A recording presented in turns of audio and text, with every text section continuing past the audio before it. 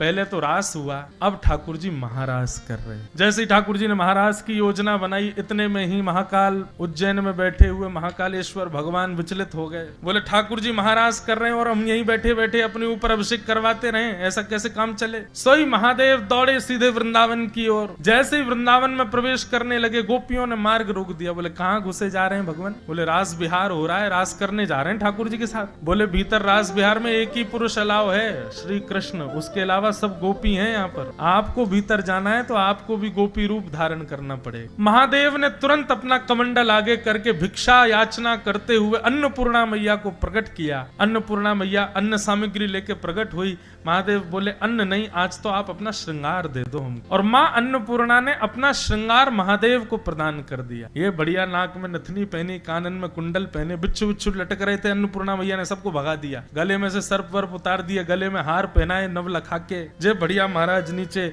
घेरदार बढ़िया जो पहनती है माताएं आदि सब पहनाया उनको। चुनरी उनरी उड़ा करके, होठों पर लालिमा लगा के, आंखन में काजल वाजल पधरा करके महादेव के जटाओं को खोल दिया और खोल करके यमुना जल से धो दिया। जटा बना रखी थी, केश बनाया। जे घुंघराले केश महादेव के इतने सुंदर लग रहे हैं कि महाराज क्या कहें। और उसमें मूंछ हो रहे महादेव, गोपी तो बने पर मूंछ वाली गोपी बन के आए। ऐसा रूप धारण किया, धम धम मर्दानी चाल, और लिए घूंघट हाथ में चल रहे महादेव। गोपियां बोली अरे देखियो ये कैसी गोपी आ रही है। बोले ऐसे भीतर ना जाने देंगी, पहले आपको मुख देखेंगी। महादेव घूंघट करके खड़े हैं।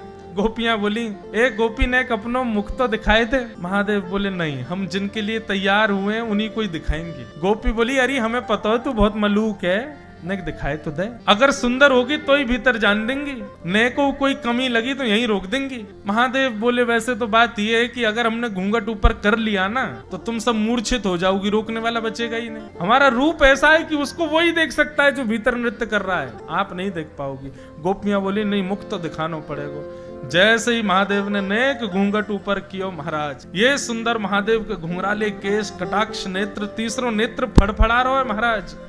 जैसे ही श्याम सुंदर आए तुरंत नेत्र खोल के दर्शन कर लें।